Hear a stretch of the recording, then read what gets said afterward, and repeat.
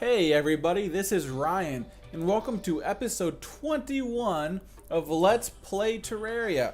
And this is kinda sorta gonna be the last episode. I say kinda sorta because, well, it's not really the last episode at all. But it is for now. Yeah, sounds kinda weird. But since there's really not much for us left to do, this is gonna be it until the next update comes out. The next update looks amazing. There's gonna be so much to do when it comes out, but it's not out yet, so this is it. So I was kind of thinking, how am I gonna end this? What should I do? And I figured the best way to do it was to show off a lot of the high-end items that I haven't shown yet. I hadn't acquired yet, so I couldn't show them. So I had a very busy weekend of getting all these materials together. I made some different worlds. I went into their dungeon. I really kind of worked my butt off to get these items to show them to you. But I'm going to show you what they do. So the first and foremost, the very first item we are going to show is the Flower of Fire. And I throw it out there, and the first thing you're going to say is, hey, that looks a lot like fireballs from Super Mario Brothers. And well, it is. The first time I saw these, I had a huge grin on my face. The shout out to where these came from. And really, they're not all that practical because, well, they're kind of hard to predict where they're going to go. But you can throw them out very fast, so that is a bonus. If you're on a level plane like this, it makes them pretty powerful. They're going to bounce around 5 times.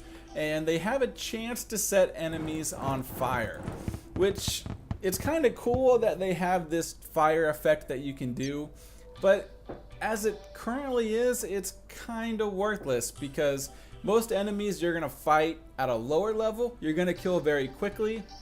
The fire effect shouldn't matter, but the boss enemies that are actually going to take a few minutes, the fire effect doesn't do enough damage. The same thing with the poison effect. But, it might be adjusted. It's a great start. I love that they did it.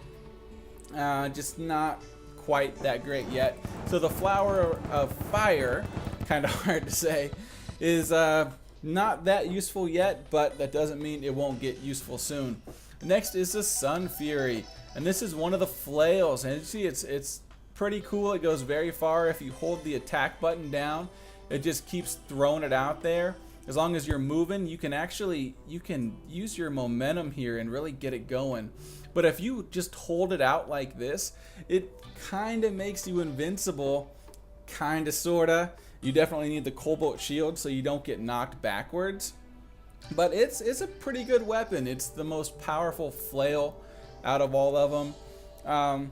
It's a good weapon. It's kind of hard to control. When it hits an enemy, it will immediately bounce back to you. So yeah, it goes out this far, but if it hits a zombie right here, it's immediately coming back. So you can lay down some pretty serious damage with this thing. The next, the Demon Scythe. I don't know how to say it. I'm not the best at words, so to say. So we're gonna go with that, but I'm sure I said it wrong. Oh, by the way, I didn't mention. These are all items you get from the underworld. That was where I left off. These are items you find in the chest, the shadow chest that you need the key for. So okay, so here we go, and I'm gonna do it, and you're gonna see it's kind of weird. It kind of sits here for a second, but then it gets going. Yeah, that's what it does. It has what's considered a fast attack speed, and what that means is you can sit here and you can keep clicking the attack button, and it's going to quickly send more and more out. But you really gotta plan for where your enemy is gonna be. I don't know. It's not really my thing. Magic really isn't my thing. This one isn't my thing. But it's kind of a cool weapon. It does a lot of damage. We'll see here. Does 35 damage, which is quite a bit. 35 is pretty powerful. It's just you kind of gotta predict where your enemy's gonna be. But it's a cool weapon. Another weapon for you you magic users out there. Next, we have the Flame Lash. This one works just like the magic missile. You can control it. If you hold down the attack button, you can do whatever you want. flies around. Definitely does more damage than the magic missile 34, quite a bit. It's a pretty cool weapon, definitely very sought after. It's kind of hard to find. It's one of the more rare drops you're gonna find in the underworld. Now we have the Dark Lance, and this one I love. Look at this thing's reach. Ah, that is so good. It goes out so far. Very, very powerful weapon. 27, and the key though is fast attack speed. You know, I definitely love my sword, my Muramasa. I still hope that's right. I don't know, but this is a substitute for that sword because it is so fast, does a lot of damage. I love it. It used to be that there was guaranteed to find one of these in every world. I don't know if that's still true, but seems like I always end up with one every time I start a new world. Next we have the Flamerang. Now there's a debate on which is the most powerful ranged weapon, and this is part of the debate. The reason for it is, one, it does, what is that, 32 damage? That is a ton of damage, especially for a ranged weapon, and one that doesn't use ammo. That is very powerful. So you can control exactly where you throw it. It has great range, and as soon as this hits an enemy, it comes right back to you, making it, you know, something that's pretty powerful. No matter who you're fighting and in what circumstances. I'm trying to find a slime here. Usually I'm getting overrun with them, but apparently not when I need them. All right, here we go. See, as soon as I hit him, it comes right back to me. Very powerful weapon. And you actually craft this one. You use an enchanted boomerang and hellstone bars, but very worth it. Very easy to make. Great weapon for you ranged users. This is big time. Next we have the Molten Pickaxe. This is currently the strongest pickaxe in the game. That will not be true when the new update comes out, but for now it is. This destroys most items, or most blocks, I guess, in one hit. Very powerful stuff. It's probably the first thing you want to make once you make hellstone bars, because it lets you get hellstone very quickly. Absolutely worth it in every way. One of the really cool things I like about this is it lights up when you swing. You can't see it now because, well, everything's lit up, but you know, say you're digging a tunnel. Now you don't have to put torches down every, you know, 10-15 blocks, whatever it is, because as long as you're swinging this pick, it'll light up just like a torch. Fantastic pick. Definitely worth it. Definitely want to make it as soon as you can. Next we have the Ham Axe. Now there are two kinds of ham axes in the game. One of them you get from meteorite and the other from hellstone. And what this does, it is a hammer and an axe. I don't think axes are all that practical to use as weapons, but the great thing that I love about ham axes are how fast they take out backgrounds, especially these dirt backgrounds. When I get towards the end of the game, you know, I really build up my house. I'm kind of looking for things to do. Well, this molten ham axe, I mean, look how fast this takes out this background right here. You cannot argue with those results. Absolutely worth it. If you are a builder, this is something you definitely want. And it does okay damage at 20, and it has a pretty fast attack speed. But you know, there's better weapons you can get. So, but I mean, it's cool. If you're a builder, it's something you absolutely want. Next, the Molten Fury. This is the bow. You can see, you know, it's kind of a standard bow, except for it does a ton of damage, 29. No other bow can match that damage currently in the game. And one thing that's cool about it is if you have a standard wooden arrow, well, it turns it into a flaming arrow. And no, that does not mean that the arrow all of a sudden has a great sense of style and it likes to go to art museums. That means it is literally on fire. and that kind of goes back that it can set enemies on fire, even though I don't think it's all that practical, but it does do more damage. Turns wooden arrows into a halfway usable item, but at this point you're probably going to have better arrows than just standard wooden arrows anyway. Doesn't mean it's not a cool item, and if it's a ranged weapon, it's something that's very practical, has very good range. You can look at it, shoot those off in the distance. You know, the flamerang, which is also very powerful, but you can see the difference in range right there. Big difference. Okay, so next we have the Phoenix Blaster, and I don't have it where it needs to be. All right, there we go. The Phoenix Blaster. This is the handgun that is crafted with hellstone bars. And what this does is it shoots very quickly, does a lot of damage at 23. The key thing about this is it actually shoots bullets, I should say the bullets travel faster than they do with the handgun. So you can really do a lot of damage with this thing very quickly. Obviously the range is going to be more than anything else because it's a gun. Very, very good weapon. Alright, and that is it for the items you make from the underworld. And next we are going to cover some armors.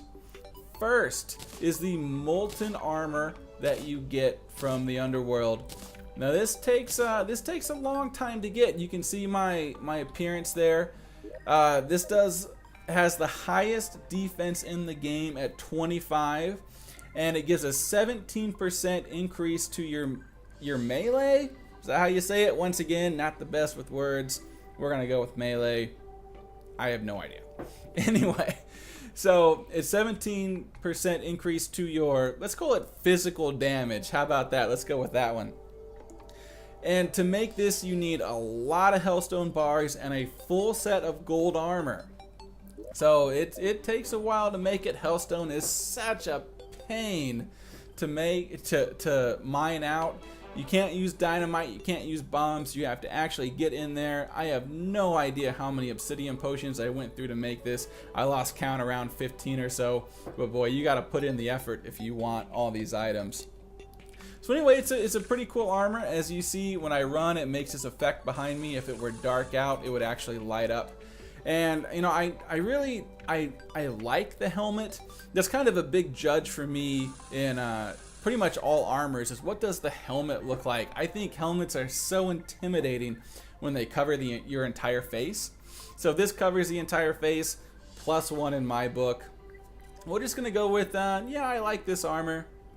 It's very powerful. Once the new update comes out, it probably won't be the most powerful, but for now, this is it. Next, we have the Necro Armor. This is a shout out to necromancers, which have control over the dead in lore, of course. Obviously, that's not real, but necromancers, Necro Armor. You see, pretty cool helmet, as that is my judge for all armors, is what the helmet looks like. This is your ranged armor. You're looking at 16 defense, but listen to these bonuses. 20% chance to not consume any ammo. So if you're using the mini shark, you can save a lot of ammo if you're wearing this armor. And 12% increase to range damage. That's a pretty big increase. You tack on the chance to not use ammo. Pretty powerful if you want to go the ranged route. To make this, you need a lot of bones from the dungeon and a lot of cobweb. So save up that cobweb. You know how much I like to get it. Save it up if you want this armor. Next, we have the Jungle Armor. Now, if you want this armor, well, you got to put on your big boy pants, because this thing is hard to get a full set of. But, I mean, you can do it, but boy, it takes a lot of work. You're looking at, you need vines, you need stingers, you need gems of every kind. You even need diamond gems, which are very hard to find if you're going to do it. The Spelunker potion is an absolute must. I had to use it. I was so glad I did. you know, even with using it, it still probably took me 15-20 minutes to get all the materials that I need for this armor. And this is your magic user armor. So it's 13 defense, which would make sense. Magic users typically have the lowest defense. But just by increasing this full set, you get a 60 increase to your mana. So it's at 260 now instead of 200. 12% chance for a critical strike, and 16% reduced usage. Mana users, you gotta go with this set. Bonuses everywhere. This is something you need. And so while we are on this, we are going to get into other items that you get from the jungle. First, the Staff of Regrowth. This item is kinda useless. I don't know. I mean, it serves a purpose in limited situations. I'm gonna show it off. Okay, so, well, the nurse kind of screwed that up. You wanna help me out here, nurse? And yeah, we're shooting a video. Shooting a video, nurse. All right. So we have this dirt that's just plain dirt. Well, if I use the Staff of Regrowth, it creates grass. Now, when I do that, I can then plant something on top of that grass. Makes your life a little bit easier, but not all that much easier. If you want to do farms, or, you know, when you get to the building stage, Staff of Regrowth has some value. Doesn't do a whole lot of damage at 7, but, well, what are you going to do? It's one of the very few items that you can hold down the attack button and it constantly goes. So, yeah, it's kind of a novelty item at the end of the game, but still has some use. Alright, Blade of Grass. This is the sword you get from the jungle. And look at that reach. Oh, that reach is huge. This does quite a bit of damage, 28 damage. It is tied for the longest reach in the game. It poisons your enemies, but as I said before, poison and fire really don't have all that big of effect. Next, we have the Hero's Outfit. Now, this is a vanity item that you can make. You can see I put it in my social slot here. And what this does is it makes me look like a 13-year-old boy. Kinda, sorta. Obviously, it makes me look like Link. That's the point. It's kind of a cool item, you know. Yeah, it's just kind of cool. A lot of people like to run around in this. But if you want to get this, man, it takes some effort. When you're going through the jungle, you need to constantly be swinging your sword because you need a lot of jungle grass seeds. You need 27 of them. What you do is you take cobwebs turn into silk, and then you need green dyes. It takes 3 grass seeds to make 1 green dye. Each piece of armor takes 3 green dyes, so you're looking at 27 total, and it makes this armor. It's kind of cool. It doesn't have a whole lot of usage. I've read before that it increases your mana. What's the word I'm looking for? Replenish. That's not the word that it is, but word I guess that will work. Anyway, so yeah, it replenishes your mana slightly faster. I don't know if that's true or not.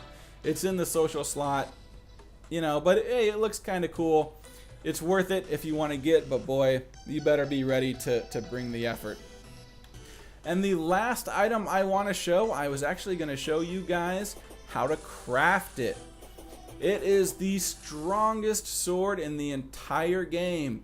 You need the 4 other strongest swords in the entire game.